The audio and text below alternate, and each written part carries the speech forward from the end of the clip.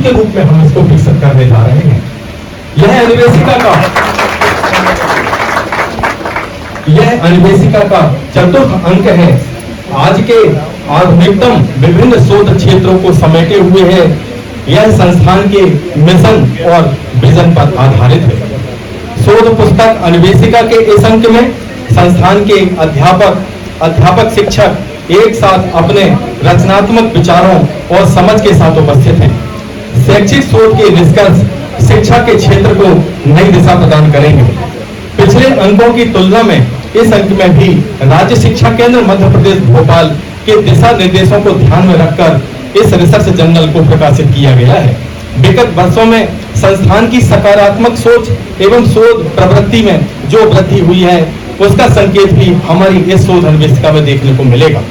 शोध पत्रों में नवीनता है, क्रिएटिविटी है और स्कूल शिक्षा विभाग में जो एप्लीकेशंस हो रहे हैं नवाचार के संबंध में, और सबसे बड़ी बात जो है, जो पूरी कवायद सरकार की जो चल रही है कि हमारे स्कूलों की गुणवत्ता कैसे सुधरे, शिक्षण अधिगम प्रक्रिया को कैसे सशक्त बनाया जाए, इस संबंध में हमारा पूरा ध्यान बना हुआ है। क्योंकि हमारे संस्थान में शिक्षक प्रशिक्षणार्थी प्रशिक्षण प्राप्त करने आए हुए हैं और ये 2 वर्ष का प्रशिक्षण प्राप्त करने के पश्चात ये अपने अपने विद्यालयों में चले जाएंगे। तो यहाँ से जो सीख कर जाएंगे उसकी एप्लीकेशन वो अपने विद्यालयों में करेंगे बेहतर शिक्षा की गुणवत्ता के लिए। शोध के क्षेत्र में और विज्ञान एवं गणित के क्षेत्र में संस्थान की प्रगति के अलावा संस्थान में हो रहे नवीनतम शोध हमारे संस्थान का आकर्षण है। किस प्रकार संस्थान शोध के क्षेत्र में उत्कृष्ट मार्ग की तरफ लगातार अग्रसर है, इसका प्रमाण है हमारी अन्वेषिका पत्रिका।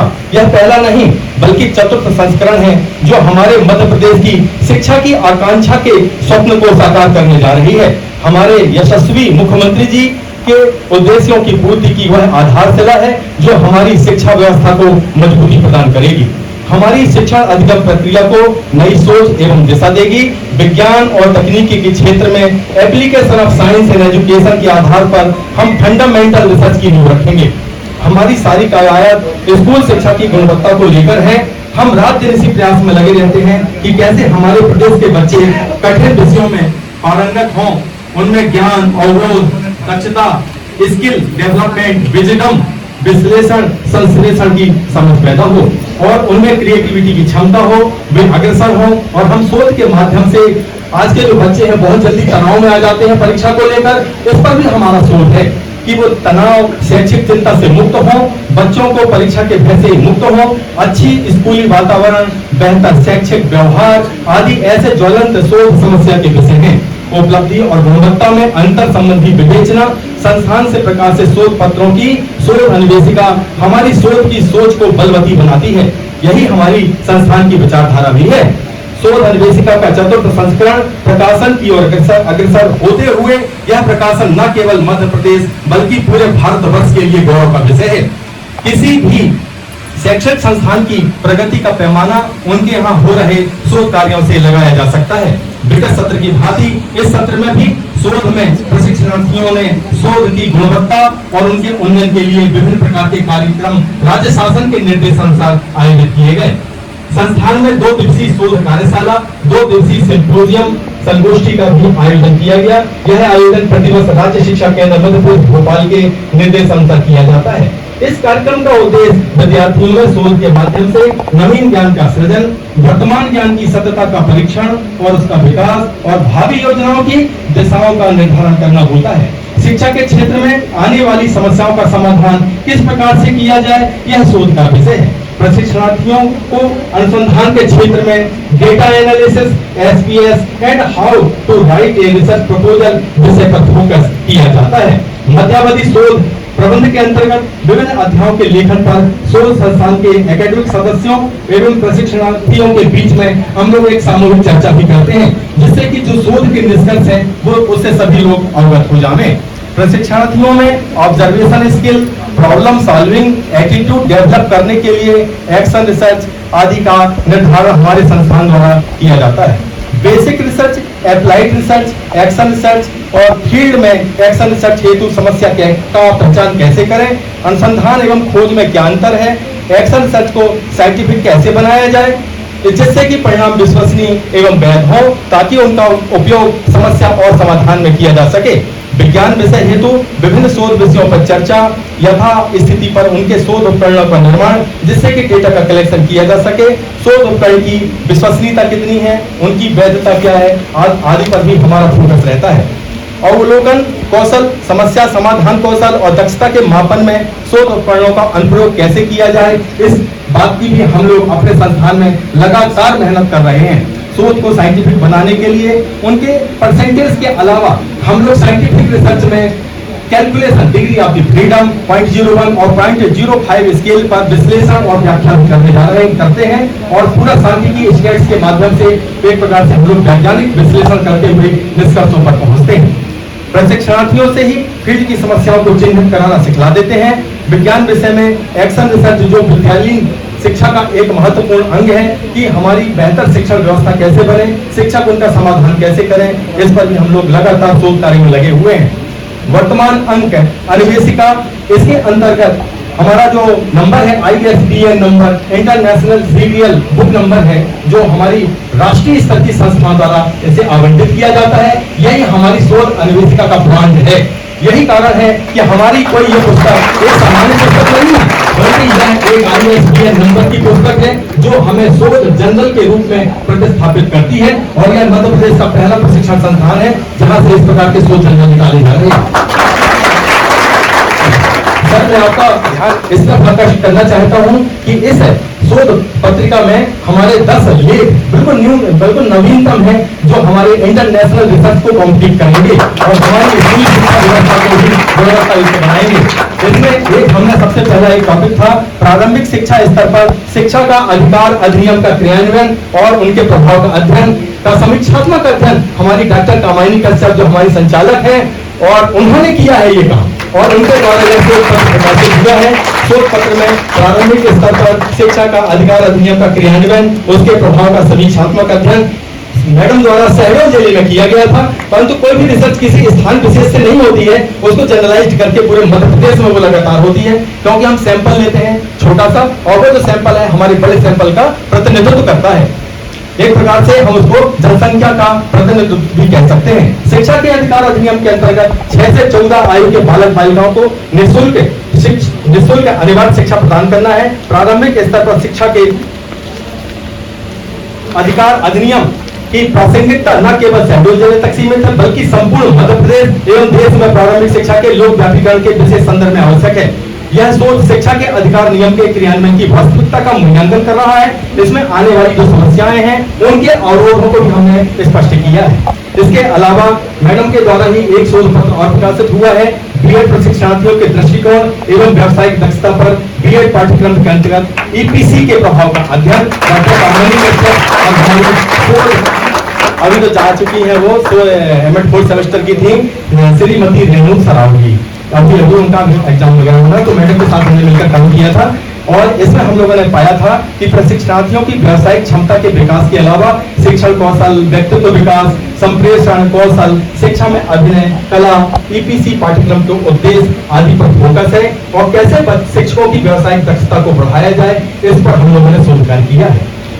एक जो नेशनल लेवल पर, खासतौर से ये इंटरनेशनल लेवल का टॉपिक है, जो पूरे भारतवर्ष में मध्य प्रदेश में स्पेशली चलाया गया, CBI कमिश्नर ऑफ शिक्षण से चला था ये स्टीम उपागम। स्टीम उपागम शिक्षण का प्राथमिक स्तर के विद्यार्थियों की शैक्षणिक उपलब्धि एवं सृजनात्मकता पर पड़ने वाले प्रभाव का अध्ययन। इसकी शोध लेखिका है डॉक्टर श्रीमती कामायनी कश्यप एवं अलका प्रजापति। अलका प्रजापति हमारी पूर्व की स्टूडेंट रही हैं। स्टीम, जैसा कि इसका नाम है, STEAM lesson plan is a set of question and activities that can be used to guide a learning experience in the different subjects. ये स्टीम जो है 5 सब्जेक्ट्स को मिलाकर एक साथ चलाया गया था। इसके हम लोगों ने लेसन प्लान भी बनाए हैं संस्थान में।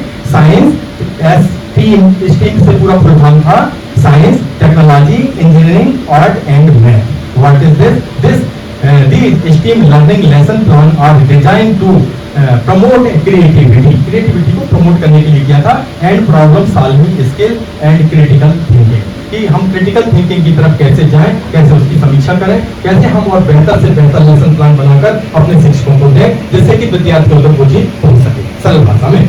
प्रारंभिक शिक्षण पद्धति की तुलना में नई तकनीकी आधारित स्टीम शिक्षा पद्धति आधुनिक समाज की आवश्यकता है। शोधकर्ता द्वारा प्रस्तुत शोध को ध्यान में रखते हुए प्राथमिक स्तर के छात्रों की शैक्षणिक उपलब्धि एवं सृजनात्मकता पर स्टीम उपागम शिक्षण का प्रभाव का अध्ययन शोधकर्ताओं द्वारा किया गया है। इसके आगे अगला रिसर्च पेपर था जो श्रीमती वीणा वाजपेयी मैडम द्वारा किया गया था और उन्होंने इस पर एक्शन रिसर्च किया था। एक विद्यालय में जाकर हाई स्कूल के विद्यार्थियों के द्वारा प्रायोगिक कार्यों में रुचि न लेने के कारणों का अध्ययन। मैडम ने इसमें पाया था कि यदि प्रायोगिक कार्य विद्यालयों में अच्छी तरह से करा दिए जाए तो उनकी शैक्षणिक उपलब्धि और विद्यार्थियों की गुणवत्ता को बढ़ाया जा सकेगा। जिसमें उनको कमी लगी तो उन्होंने शासन स्तर पर इनको सुझाव वगैरह भी प्रेषित किए हैं। इसका हम लोग एक मैनुअल भी तैयार करते हैं और ये मैनुअल जो है हमारे संस्थान से राज्य शिक्षा केंद्र यानी गवर्नमेंट को भेजा जाता है।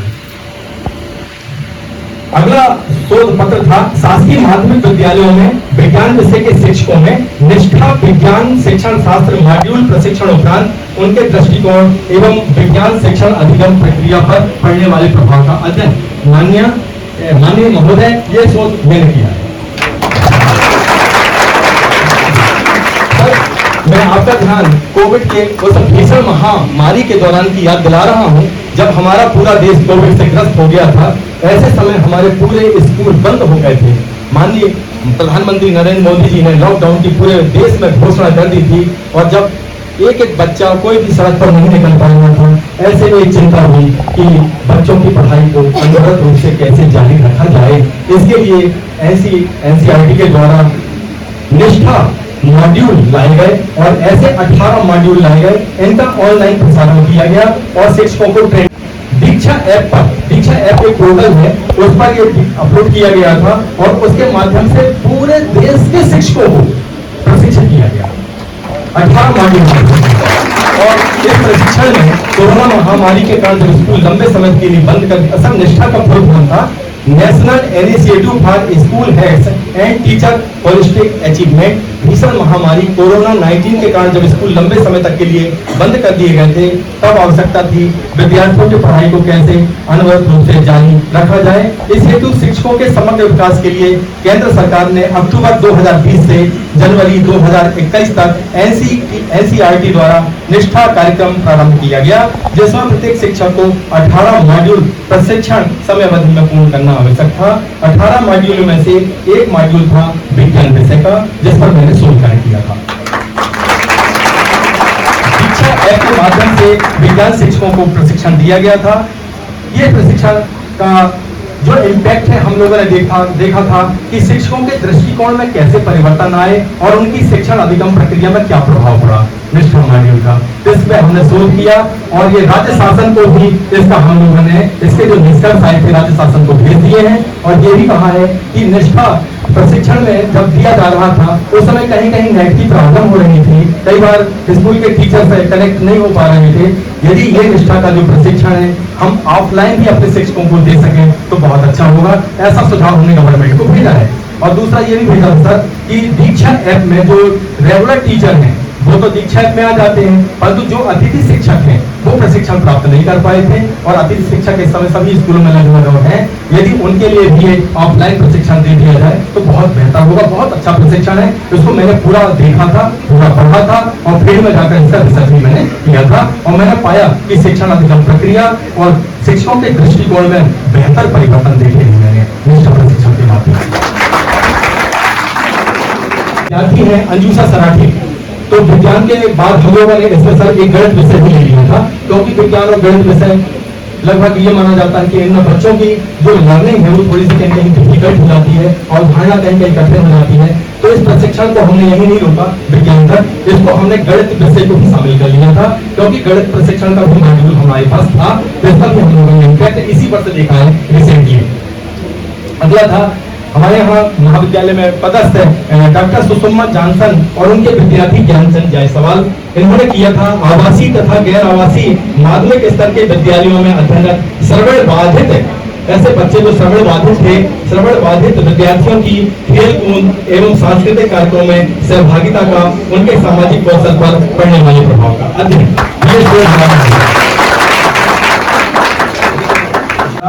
श्रीमती संध्या जैन जो हमारी इसमें संचालन कर रही है कार्यक्रम का, हाई स्कूल में अध्ययनरत विद्यार्थियों की विज्ञान विषय की शैक्षणिक उपलब्धि पर ई लर्निंग के प्रभाव का अध्ययन।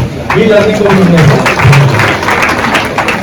अगला था सर, हमारे जबलपुर में 2 विद्यालय चल रहे हैं, कस्तूरबा गांधी चरगमा में और कुंडम में। तो इसका पर भी संध्या जैन मैडम ने रिसर्च की हुई है। कस्तूरबा गांधी बालिका विद्यालय में बोर्ड शिक्षा समिति के सहयोग पश्चात बालिकाओं के शैक्षणिक उन्नयन का विश्लेषणात्मक अध्ययन, ये पूरी रिसर्च बालिकाओं पर फोकस थी। इसके बाद में बीएड नियमित छात्राध्यापकों की इंटर्नशिप का व्यवसायिक प्रवृत्ति और दृष्टिकोण पर पड़ने वाले प्रभाव का अध्ययन, संस्थान की हमारी वरिष्ठ व्याख्याता सुनीता श्रीवास्तव और उनकी स्टूडेंट रश्मि श्रीवास्तव द्वारा ये किया गया पर भी और अलग से कार्यक्रम हुए जो सनातन सैनी और ज्योति तारे मैडम ने किया था। पूजा महतो और ज्योति तारे मैडम के द्वारा पर्यावरण जागरूकता के संबंध में भी हम लोगों ने शोध अध्ययन किया हुआ है।